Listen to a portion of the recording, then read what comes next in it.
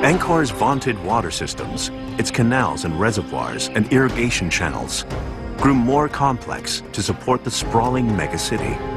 Huge tracts of land had been clear-cut for temples, homes, and farming, allowing silt to build up on the canals and reservoirs during the rainy season. With a growing populace and deforestation stretching the jungle's resources, massive engineering suddenly gave way to over-engineering.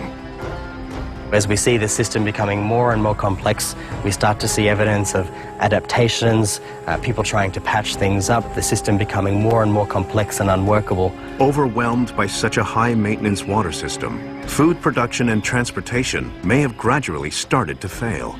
The Khmer's brilliantly constructed system reached a breaking point.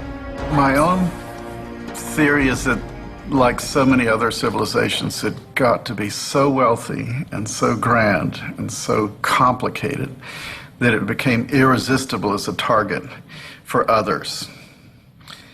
And eventually, through these ripe conditions, kings and rulers came along that just couldn't hold it all together.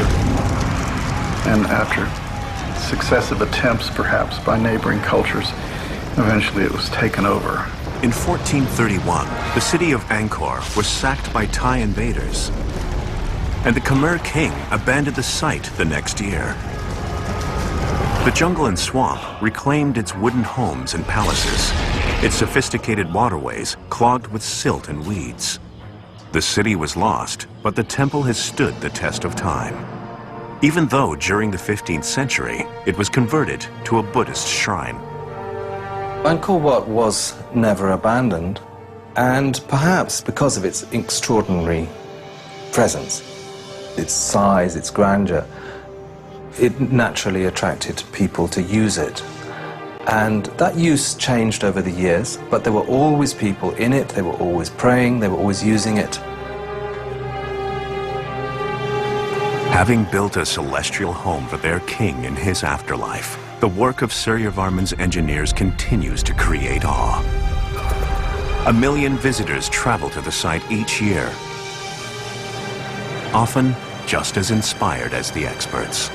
Every time I come back to Angkor, I feel an even greater sense of awe and amazement at the conception, at the scale, at the marvelous architecture, at the remarkable reliefs that surround it, and of course, like a great gnarled old tooth, that central tower there looks out serenely over the jungle around us. It is just absolutely amazing.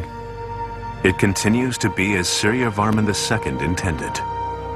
One of the largest and most awe-inspiring religious monuments ever built. Angkor Wat, a home fit for the gods.